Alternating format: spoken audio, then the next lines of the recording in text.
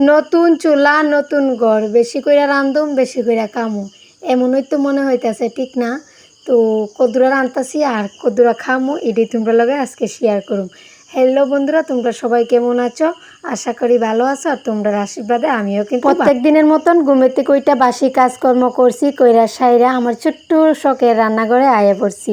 তো চুলাটা যে তুলছি 3-4 দিন হয়েছে, কালকেই জাল দিছি বিকালবেলা দিছি, পরে আজকে মা কইতাছে এই চুলাটার মধ্যে রান্না করো। তো সকালবেলা আয়া জাল ধরাইছি, ধরাই সেরা চা করছি, চা করে সব বাইরে চা দিছি, দিয়া সেরা ভাত রান্না করছি, ভাত রান্না করে এদিকে তরকারি রান্না করতেছি। আর এই চুলাটা কিন্তু একদমই আমি কিন্তু তুলছি, আর কেমন হয়েছে অবশ্যই কিন্তু তোমরা কমেন্টে জানাইও। আর চুলাটা এতটাও মানে সুন্দর দেখা যাইতেছে না, সুন্দর করে লেপাপুছি কইরা শুকাইলে কিন্তু চুলাটা খুবই সুন্দর দেখা যাইব।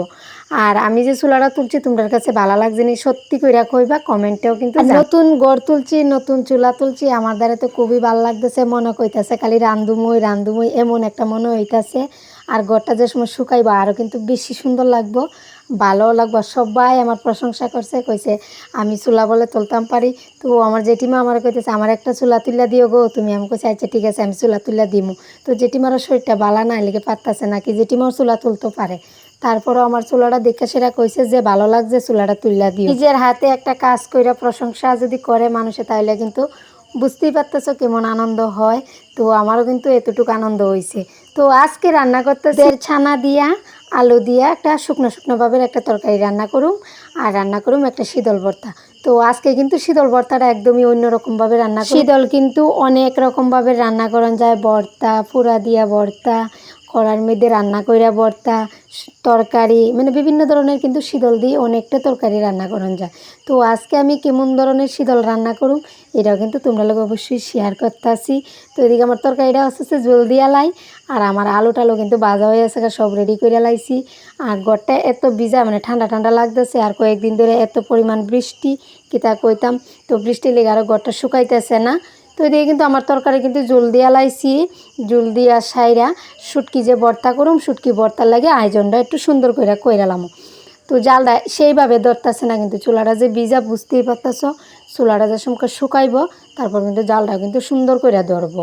তো ওইদিকে আমি শুটকি ভর্তার লাগে সব কিছু রেডি করতেছি, আর এদিকে তরকারিটা প্রায় হয়ে গেছে গা, জল দিয়া ঢাকনা দিয়া রাখছি, তরকারিটা হয়ে গেছে গা প্রায়। তো করে তরকারিটা লামাইলিমু, লামাইয়া সাইরা তারপর শুটকি ভর্তাটা বোয়ামু। তো শুটকি ভর্তার লাগে সব আয়োজন রেডি করছি, আর এদিকে আমি একটু নাড়াগুড়া করতেছি, দেখতেছি যে কেমন লাগতেছে। আর দেখো আমার চুলাটা কী পরিমাণে ফাটা যে দিছে, চুলাটা কেমনে জুড়াইয়া তো মু এটি আমার মানে ভালো লাগতেছে না। তো চড়ার থেকে মাটি আনতে লাগবো, আইনে সেটা তারপর জুড়াইয়া দিতে লাগবো।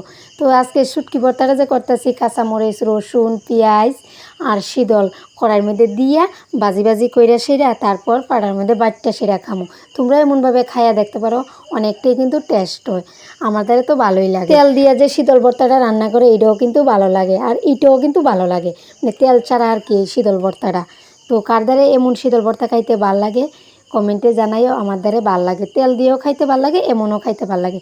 শীতল হইলেই হইব, মানে যে কোনো একটা তরকারি থাকতেই লাগে। আমরা বাঙালির কিন্তু শীতল ছাড়া কোনো গতি নাই, শীতল একটা থাকতেই লাগবে। ওখানে কিন্তু এটি বাজি বাজি হয়ে গেছে গা, পাটার মধ্যে লইয়া বাইটালাম। আমার এই ছোট্ট ঘরটা চুলাটা কেমন লাগছে তোমরা অবশ্যই কমেন্টে জানাইও। আর আজকে লেগে ভিডিওটা এতটুকুই, সবাই ভালো থেকো, সুস্থ থেকো, টাটা।